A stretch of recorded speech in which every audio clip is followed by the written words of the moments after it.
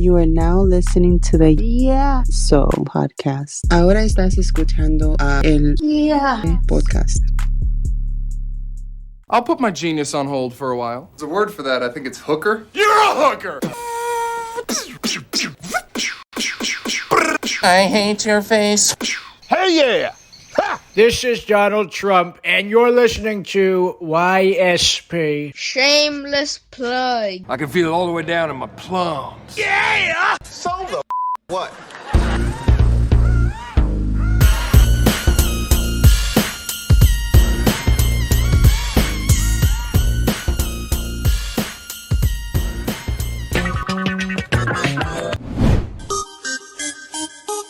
We're back. Coming at ya. Hey, I know it's been a minute, and I just wanted to thank my 4.5 listeners. I'm sure you've missed me as much as I've missed you, but I've been going through hell trying to buy a car. Anyone, or for that matter, anyone who's even had to steal a car is probably less of a hell, even including the jail time, than having to buy an actual car, because for the love of God, what a nightmare. So, the SO podcast is all about making you feel better about yourself. Whether it's deserved or not, I don't know. But we're all about positivity, so I'm not going to dwell on the car situation too much. But I do want to say one thing. If you are a dealer of anything, legal or not legal, go yourself. I know I can be a picky bitch about certain things. I imagine your typical Hollywood actress who was in the movie Devil Wears Prada, and she knocked the scene out, best work of her life, and then she gets cut from the scene by some asshole director. Well, I'm the fucking director because I don't play that shit. The late great Mac Dre from the Bay Area, rest in peace, he said it best when he said a car is a pimp's debut.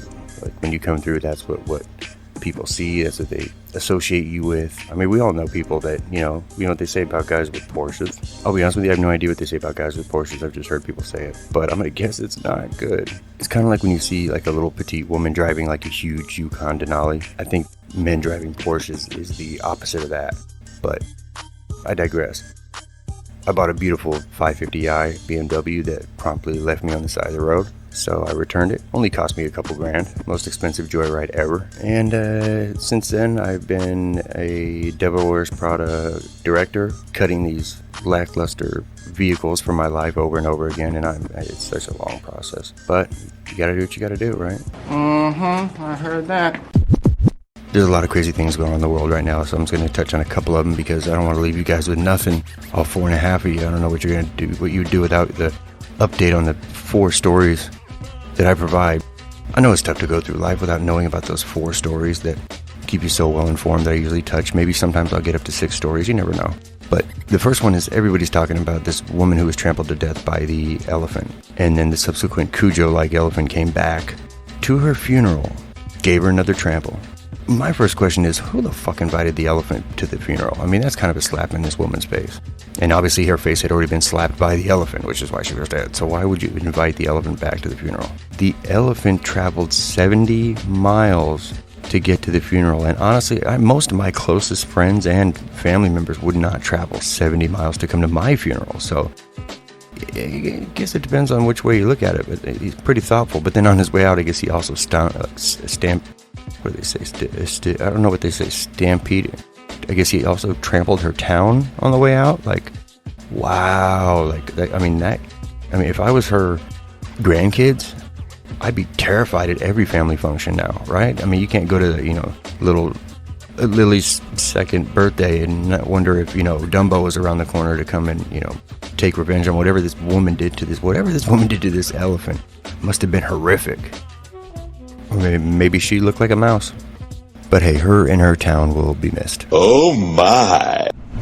Speaking of crazy-ass wildlife, this other story I was reading about was a gentleman from Texas, Justin Broomhall, according to MSN.com, caught, which can only be described as the absolutely most terrifying Ninja Turtle I ever could have even imagined. I mean, he hooked what they called it a giant alligator snapping turtle. Now look, you don't have to throw alligator into everything just to make it scary, okay? I mean, we used to have alligators on our Izod shirts. I mean, by we, I mean the nerds, and by the nerds, I mean me a couple times. But alligator doesn't make everything. The only thing alligator really makes cooler is actual alligators and shoes. Some would argue wallets, they would be wrong. Some would argue hats, they would also be wrong. Or even a belt, they would be wrong. But when used in conjunction, all 3 of those together, actually alligator does make things a little bit better. But not in the case of this turtle. This turtle would have fucked Master Splinter up. this turtle is, it's the things nightmares are made out of, kids, and I don't say that lightly because as a huge fan of the Ninja Turtles growing up, I didn't know this is what they're up to these days. I mean, I saw the documentary on them that came out recently. It's called Teenage Mutant Ninja Turtles Out of the Shadows. They did not one time mention that they had an alligator cousin living in the bayou in Texas. Or is there a bayou in Texas? I don't know. Living in the swamp in Texas, who was much scarier than even the talking rat. So, you know, you can't trust everything you see in documentaries. And before we go any further, I do need to shout out a friend of the show, President Biden, who's had a rough go past couple weeks. He was seen accidentally holding up his cue cards.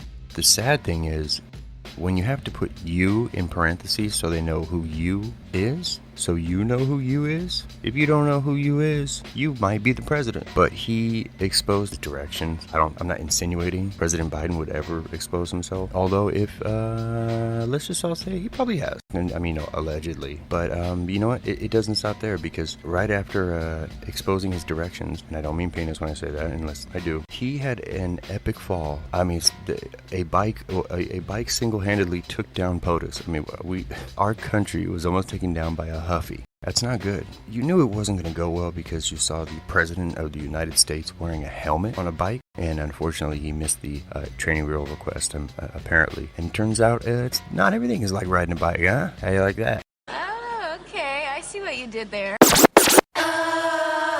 Next thing I want to talk about is this video of Jodie Sweden, aka the middle one from Full House, being pushed down by LAPD. Now, there's a couple things about this video. One, it looks like she's being pushed from a hill, okay? And when the police form a line, one of the things you definitely want to avoid is crossing that line. Now, I'm not saying what they did was right, but she did finally get noticed, because, you know, that middle child syndrome, that's a real thing, you know. And I don't even remember her name on the show. Danny Tanner? Nope, that's somebody else. But hey, she looks like she will be okay. It's funny to see somebody get pushed down that's like never fallen before, because she got up and like didn't know what to do with herself. She's like readjusting her megaphone, which would be the last thing that needs to be adjusted after you fall.